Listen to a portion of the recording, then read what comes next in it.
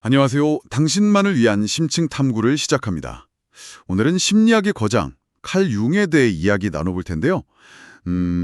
우리가 아는 분석 심리학의 창시자, 이런 모습 말고요. 훨씬 더 복잡하고 어떨 땐 좀 기묘하기까지 한 그의 세계로 한번 들어가 보려고 합니다. 네, 정말 흥미로운 인물이죠. 저희 손에는 지금 융의 젊은 시절, 그 영매 실험 기록부터 시작해서요. 집단 무의식이라는 그 혁명적인 개념이 어떻게 탄생했는지, 그 배경, 또 동시성이라는 참 불가사의한 현상에 대한 아주 집요한 탐구 기록들, 심지어는 2차 대전 중에 비밀정보 요원으로 활동했다는 자료까지 그의 잘 알려지지 않은 발자취를 담은 다양한 자료들이 있습니다. 정말 방대한 자료들이죠. 네. 그래서 이번 탐구를 통해 저희가 목표하는 건 그 교과서적인 이론의 틀을 좀 넘어서요. 융이 직접 부딪히고 탐험했던 정신의 신비롭고 또 어쩌면 좀 위험해 보이기까지 하는 그런 경계지대들을 함께 살펴보는 것입니다. 자, 칼 융의 그 숨겨진 이야기 속으로 함께 걸어가 보시죠. 네, 좋습니다. 융의 여정이 보면 참 뜻밖의 곳에서 시작돼요. 20살 남짓, 그 의대생 시절에 어린 사촌 헬렌 프라이스랑 같이 했던 영매 실험, 소위 강신해라고 하죠. 근데 이때 처음에는 정말 영적인 현상이라고 믿었던 건가요? 처음엔 그랬을 가능성이 꽤 높습니다. 융의 외가 자체가 좀 영적인 현상 이야기가 많았던 집안이기도 했고요. 1899년부터 한 2년 정도 융이 이 강신의 현상을 아주 면밀하게 관찰하고 기록을 남겼거든요. 아, 기록까지 남겼군요. 네. 그런데 이제 15살 사촌 헬렌이 어둠 속에서 약간 속임수를 쓰는 것 같은 정황을 발견하게 돼요. 하지만 융은 여기서 그냥 실망이다 하고 돌아서는 대신에 굉장히 중요한 관점의 전환을 이룹니다. 관점의 전환이요? 네. 영혼이 진짜 있나 없나 이게 아니라 헬렌한테서 왜 저런 현상이 나타날까? 즉, 그 심리적인 현상 자체에 주목하기 시작한 거죠. 속임수를 발견하고도 탐구를 계속했다. 이 부분이 흥미롭네요. 그럼 어떤 심리적인 현상에 주목했던 건가요? 예를 들면 헬렌이 그 트랜스 상태, 일종의 무아지경 상태에 빠졌을 때요. 평소랑 전혀 다른 성격, 뭐랄까 아주 지혜로운 노파, 이베네스 같은 다른 인격을 드러낸다거나 아니면 자기가 배운 적 없는 그런 지식 같은 걸 막 이야기하는 모습들이었어요. 다른 사람이 된 것처럼요. 그렇죠. 융은 이게 무의식 속에 존재하는 어떤 감정, 생각, 기억의 덩어리, 그러니까 컴플렉스라고 부르는 것이 자율적으로 활동하는 증거일 수 있겠다, 이렇게 본 거예요. 특정 주제와 관련된 어떤 감정적인 매듭 같은 거죠. 이 경험이 나중에 융의 핵심 개념인 자율적 컴플렉스 이론의 씨앗이 되는 겁니다. 아, 영적인 현상에서 심리 현상으로 이렇게 초점을 옮겨간 거군요. 근데 이런 강신의 같은 좀 주관적인 경험 말고요. 이런 보이지 않는 무의식의 작용을 좀 더 객관적으로, 뭐랄까, 과학적으로 접근하려는 시도 같은 건 없었나요? 물론 있었습니다. 1900년에 이제 취리의 브루크헬틀리 정신병원에서 일하기 시작하면서 융은 단어 연상 검사라는 걸 개발하고 발전시키거든요. 단어 연상 검사요? 네, 단순히 단어를 듣고 떠오르는 걸 말하는 걸 넘어서 그 반응하는 속도나 내용 같은 걸 분석하는 건데요. 여기에 아주 결정적인 도구를 도입합니다. 바로 피부 전기 반응 측정기, 그러니까 갈바노미터라고 하는 거예요. 아, 갈바노미터요? 그 왜 옛날 거짓말 탐지기 같은 그런 원리인가요? 네, 맞습니다. 비슷해요. 특정 단어, 예를 들어 어머니, 나던가 돈 이런 단어를 딱 들려줬을 때 반응 시간이 유독 길어진다거나 아니면 감정적으로 좀 동요하는 모습을 보이거나 혹은 이 피부의 미세한 전기 전도도가 변하는 것을 측정하는 거죠. 아하. 이게 바로 눈에 보이지 않는 무의식적인 감정 반응, 그러니까 아까 말씀드린 콤플렉스, 그러니까 딱 건드려졌다는 객관적인 증거를 제시해준 셈이에요. 영매 실험에서 관찰했던 그런 주관적인 현상에 대해서 어떤 과학적인 설명을 찾으려는 노력이었던 거죠. 사실 이 연구 덕분에 프로이트의 주목을 받게 되는 계기가 되기도 했고요. 객관적인 측정 도구까지 동원해서 무의식의 증거를 찾으려 했다는 점이 상당히 인상적이네요. 그런데 융의 연구에는 정말 설명하기 어려운 기이한 일화들도 많이 등장하잖아요. 예를 들어서 그 정신분열증 환자가 태양에 남근이 달려있고 그게 바람을 일으킨다고 주장했다는 이야기는 이건 도대체 뭔가요? 네, 그게 1906년에 브루크윌칠리 병원에서 만났던 한 환자 이야기인데요. 융도 처음에는 그냥 뭐 전형적인 정신병적인 망상이다 이렇게 생각했죠. 그 환자가 융한테 창밖 태양을 보라고 하면서 고개를 이렇게 까딱까딱 흔들면 태양 아래에 달린 관, 뭐 튜브 같은 게 같이 움직이면서 바람을 만들어낸다 이렇게 설명을 했어요. 그냥 듣기에는 정말 망상 같은데요? 그렇죠. 융도 그냥 기록만 해뒀는데 이게 끝이 아니었어요.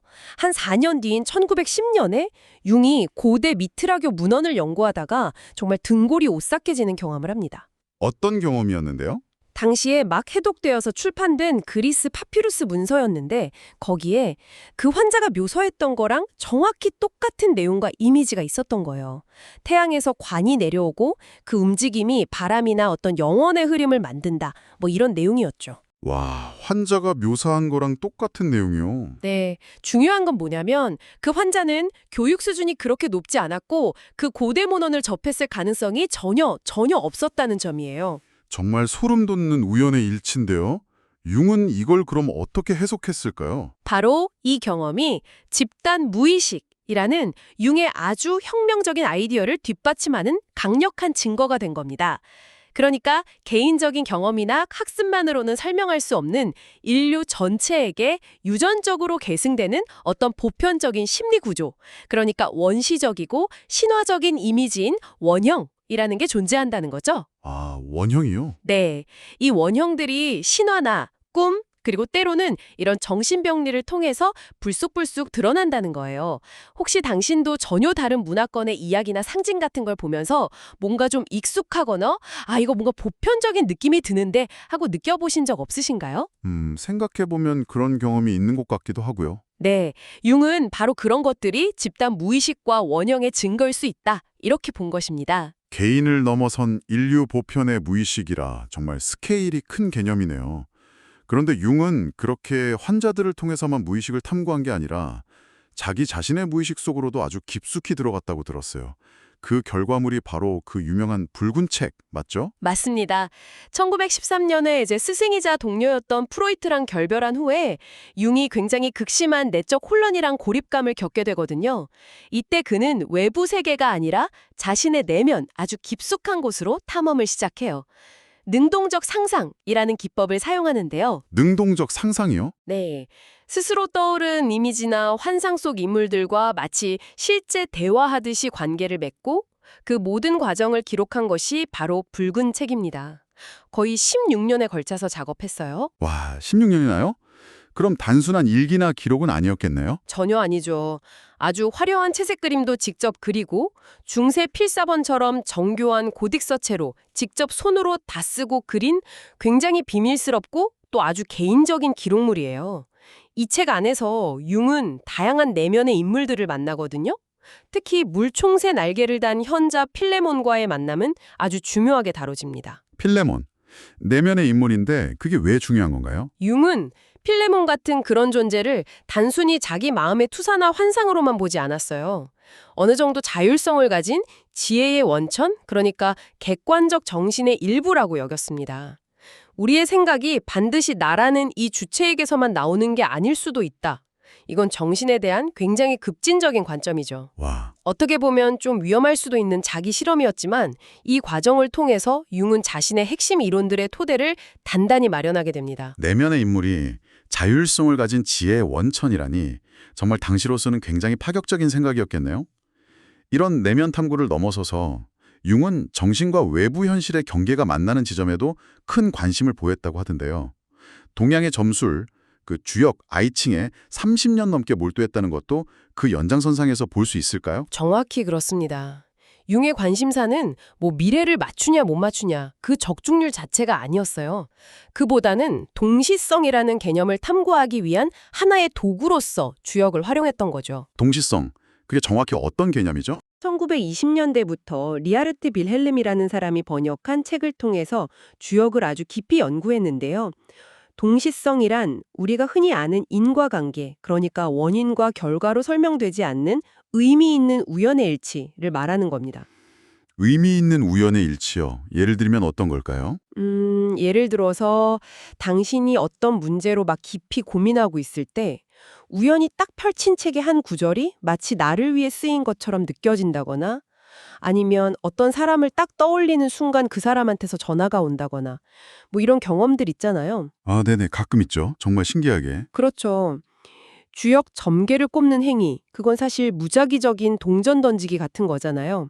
근데 그 결과로 나온 괴의 내용이 질문자의 현재 심리 상태나 처한 상황과 놀라울 정도로 의미 있게 연결되는 현상. 융은 이걸 동시성의 대표적인 예로 본 거예요. 내면의 주관적인 상태와 외부의 객관적인 사건이 어떤 의미로서 연결된다는 거죠. 흥미롭네요. 혹시 이걸 좀 과학적으로 증명하려는 시도도 했었나요? 네, 시도는 했습니다. 수천 건의 주역 점괘 결과를 분석하기도 하고, 뭐 부부들의 점성술적 배치가 어떻고 하는 그런 통계적 연구도 시도했었죠. 하지만 일관된 통계적 유의성을 확보하는 데는 좀 어려움을 겪었어요. 융 자신도 실험자의 기대가 결과에 영향을 미치는 그 현상 자체를 또 다른 동시성의 측면으로 해석하기도 했고요. 아, 그렇군요. 네. 중요한 건 융이 이런 우연들을 단순한 무작위 현상으로 그냥 치부해버린 게 아니라 정신과 물질 세계를 이어주는 어떤 더 깊은 원리가 작동할 가능성을 탐색했다는 점입니다. 정신과 물질 세계를 잇는 원리라. 그 연장선에서 노벨상 수상 물리학자죠. 볼프강 파울리와의 협력 이야기도 빼놓을 수 없겠군요. 파울리가 실험실에 나타나기만 하면 막 기계가 고장났다는 그 기묘한 파울리 효과라는 게 있었다면서요. 아, 네. 정말 기이한 현상으로 유명했죠. 파울리 본인조차도 이 현상 때문에 엄청 괴로워했다고 해요. 그래서 이 문제를 상의하려고 1932년에 융을 찾아오면서 두 사람의 아주 깊은 지적 교류가 시작됩니다. 본인도 괴로워했다고요? 네, 동료 실험 물리학자들이 막 농담 반 진담 반으로 파울리 효과라고 불렀을 정도로 파울리가 근처에 오기만 하면 정밀기기들이 막 오작동하거나 심지어 폭발하는 일까지 잦았다고 하니까요. 단순한 덜렁거림이나 우연으로 보기에는 너무 빈번했다는 거군요. 융이랑 파울리는 이걸 어떻게 해석했나요? 두 사람은 이걸 그냥 해프닝으로 넘기지 않았어요. 오히려 정신, 사이크와 물질, 매터 사이에 아직 알려지지 않은 어떤 연결고리를 보여주는 중요한 단서일 수 있겠다. 이렇게 본 거죠. 정신과 물질의 연결고리요. 네. 즉, 파울리의 그 무의식적인 심리 상태, 예를 들어 그가 막 씨름하던 과학적 문제나 아니면 내면의 어떤 원형적인 갈등 같은 것들이 물리적인 현실에 영향을 미치는 동시성 현상일 수 있다. 이런 가설을 세운 겁니다. 더 나아가서는 뭐 양자역학의 관찰자 효과처럼 정신과 물질이 근본적으로 분리된 게 아니라 더 깊은 차원의 통합된 현실, 융이 우누스 문두스, 즉 하나의 세계라고 불렀던 것에 서로 다른 측면일 수 있다는 굉장히 급진적인 탐구로까지 이어졌습니다. 하나의 세계, 우누스 문두스. 정신과 물질이 분리되지 않았을 수 있다는 생각은 정말 기존 과학의 틀을 완전히 넘어서는 발상이네요. 이런 경계에 대한 탐구는 그의 생활 방식에도 좀 나타난 것 같아요. 연금술이나 신비주의 서적들을 모아둔 비밀 서재도 있었고 또 직접 손으로 지은 볼링겐 탑이라는 집도 있다고요. 네, 맞습니다. 그 두 가지 모두 단순한 취미 활동이 아니라 그의 심리 탐구와 아주 깊이 연결되어 있었어요. 융은 4,000권이 넘는 아주 방대한 연금술, 영지주의, 신비주의 고서들을 수집해서 비밀 서재를 만들었거든요. 4,000권이요. 와. 네. 그는 연금술의 그 상징들이 단순히 납을 금으로 바꾸는 그런 물질적인 과정만을 의미하는 게 아니라 무의식적인 내용들을 의식화하고 통합해서 온전한 자기로 나아가는 심리적 변형 과정, 즉 개성화 인디비주에이션을 상징적으로 보여준다고 해석했어요. 개성화라는 건 결국 자기 자신만의 고유한 잠재력을 실현해 나가는 평생의 여정 같은 거죠. 그럼 볼링겐 탑은 어떤 의미였나요? 1922년에 어머니가 돌아가신 이후에 취리히 호숫가에 짓기 시작한 건데요. 볼링겐 탑은 처음부터 무슨 설계도가 있었던 게 아니에요. 융 자신의 내면 상태를 반영하면서 38년이라는 긴 시간에 걸쳐서 조금씩 증축해 나갔습니다. 원형의 탑에서 시작해서 안뜰도 만들고 작업 공간도 추가하고 38년 동안요? 네, 융은 이 탑을 뭐랄까 돌로 만든 만다라라고 했어요. 그러니까 자신의 정신 세계를 물리적으로 구현한 공간으로 여긴 거죠. 직접 돌을 깎고 쌓는 그런 육체 노동 자체가 그에게는 무의식과 연결되고 내면을 성찰하는 일종의 명상 같은 형태였던 겁니다. 전기나 수도도 없이 아주 원시적인 생활을 하면서 현대 문명에서 좀 벗어나서 자신의 깊은 내면과 만나는 그런 공간이었던 거죠. 정말 삶 자체가 하나의 탐구 과정이었네요. 그런데 융의 활동 영역 중에서 제가 가장 의외라고 생각했던 부분은 그가 2차 세계대전 중에 미국 정보기관 OSS, 그러니까 CIA의 전신이죠. 그곳에 비밀 요원 에이전트 488로 활동했다는 사실입니다. 심리학자가 첩보활동이라니 이건 정말 상상하기가 좀 어려운데요. 그랬습니다. 이게 1943년부터 시작된 협력인데 오랫동안 비밀에 붙여져 있었어요. 융의 그 심층 심리학적인 통찰, 특히 독일 문화나 나치즘의 심리에 대한 깊은 이해가 당시 연합군에게는 굉장히 중요한 정보 자산이었던 거죠. 아, 정보자선이요? 네, 그는 주로 히틀러를 비롯한 나치 지도자들의 심리를 분석하는 역할을 맡았습니다. 단순히 성격이 어떻다 이런 분석을 넘어서서요. 그들의 행동 이면에 있는 무의식적인 동기나 콤플렉스, 그리고 그들이 어떻게 독일 민족의 집단 무의식 속에 있는 그림자나 어떤 원형적인 판타지를 자극하고 이용하는지 이런 것들을 분석해서 보고했습니다. 히틀러를 심리적으로 분석해서 보고했다고요? 예를 들면 어떤 내용 같은 거였나요? 융은 히틀러를 텅 빈 그릇과 같다고 묘사하기도 했어요. 그가 독일 민족의 집단적인 좌절감이나 분노, 열망 같은 것들을 담아내는 일종의 매개체의 역할을 한다고 분석한 거죠. 또한 나치즘이나 공산주의 같은 전체주의 이데올로기가 어떻게 대중의 심리적이고 원형적인 욕구를 파고드는지를 분석해서 연합군의 심리전 전략 수립에 조언을 하기도 했습니다. 와, 심리학 이론을 현실 정치와 첩보 활동에 직접 적용한 것인데 당연히 그 역할과 영향에 대해서는 여러 가지 생각을 하게 만드는 지점이죠. 네, 정말 활동 영역이 상상을 초월하는군요. 전쟁과 첩보의 세계까지. 그렇다면 융이 경험한 또 다른 경계, 그러니까 삶과 죽음의 경계에 대한 이야기도 빼놓을 수는 없을 것 같습니다. 1944년에 심장마비를 겪고 임사체험을 했다고요? 네, 맞습니다. 융의 후기 사상에 정말 지대한 영향을 미친 결정적인 경험이라고 할 수 있습니다. 1944년 초에 발을 다쳐서 입원했다가 심장마비를 일으켜서 정말 생사의 갈림길에 섰었거든요. 아, 위독했군요. 네, 그때 그는 자신이 지구상공 아주 높은 곳에 이렇게 둥둥 떠 있는 듯한 생생한 환상을 봤다고 해요. 발 아래로는 푸르게 빛나는 지구 대륙들이 보이고 엄청난 자유와 평화를 느꼈다고 하죠. 그리고 거대한 검은 돌로 만들어진 무슨 사원 같은 곳에 도착하는데 그 입구에는 연꽃 자세로 앉은 힌두 수행자가 기다리고 있었답니다. 힌두 수행자요. 네, 그곳에 들어가면 자신의 삶과 존재의 모든 의미를 알게 될 거라는 아주 강렬한 예감을 느꼈지만 바로 그 순간 자신의 주치의의 모습이 나타나서 아직 때가 아니니까 지상으로 돌아가라고 명령했다고 합니다. 정말 극적인 경험이었네요. 이 체험이 융에게 어떤 영향을 주었나요? 이 생생하고 강렬한 체험은 융에게 죽음 이후에도 의식이 지속되고 또 우리가 아는 이 현실 너머에 어떤 초월적인 차원이 존재한다는 개인적인 확신을 심어주었습니다. 이후 그의 저술들을 보면 죽음이나 영혼의 불멸성, 그리고 개성화 과정의 궁극적인 의미에 대한 관점이 더욱 깊어지고 확고해지는 것을 볼 수 있어요. 훗날 BBC 인터뷰에서 나는 신을 믿는 것이 아니라 안다. I don't believe, I know 라고 말했던 것도 바로 이 경험에 뿌리를 두고 있다고 해석되곤 합니다. 네, 오늘 우리는 칼 융의 잘 알려지지 않았던 여정들을 쭉 따라가 보았습니다.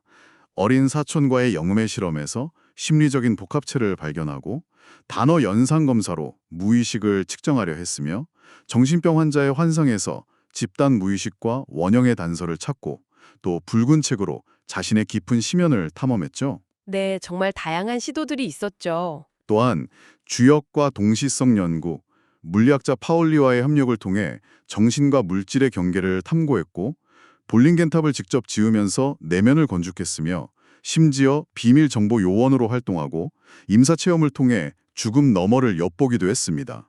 정말 교과서 속 심리학자라는 틀에 가둘 수 없는 아주 다층적이고 경계를 넘나드는 그런 인물이었음을 알 수 있었습니다. 그렇습니다. 융이라는 인물, 그리고 그의 사상을 제대로 이해하려면 우리가 익히 아는 그런 분석 심리학 이론들과 함께 오늘 살펴본 것처럼 때로는 논쟁적이고 어떨 땐 좀 기이하게 느껴지는 이런 측면들까지 모두 통합적으로 바라볼 필요가 있어요. 융 자신은 뭐 속임수처럼 보였던 영매 현상이든 파울리 효과 같은 불가이한 사건이든 혹은 붉은 책 속에 나오는 필레몬 같은 내면의 존재든 그 어떤 것도 외면하지 않았거든요. 네, 오히려 더 깊이 파고들었죠. 그렇죠. 오히려 그는 무의식의 가장 이상하고 어두워 보이는 구석까지 탐험하는 것이야말로 온전한 자기, 홀네스, 즉 개성화에 이르는 길에 필수적이라고 믿었던 것 같습니다. 그의 삶 자체가 어쩌면 그 증거라고 할 수 있겠죠. 융의 이런 거침없는 탐험은 결국 우리 자신에게도 질문을 던지는 것 같습니다. 당신의 내면 세계에는 아직 탐험되지 않은 어떤 영역들이 숨쉬고 있을까요? 어쩌면 당신이 가장 이상하고 이해 어렵다고 생각하는 바로 그 부분에 당신 자신을 온전히 만날 수 있는 열쇠가 숨겨져 있을지도 모릅니다. 당신의 심층 탐구는 어쩌면 이제부터 시작일지도 모르겠습니다.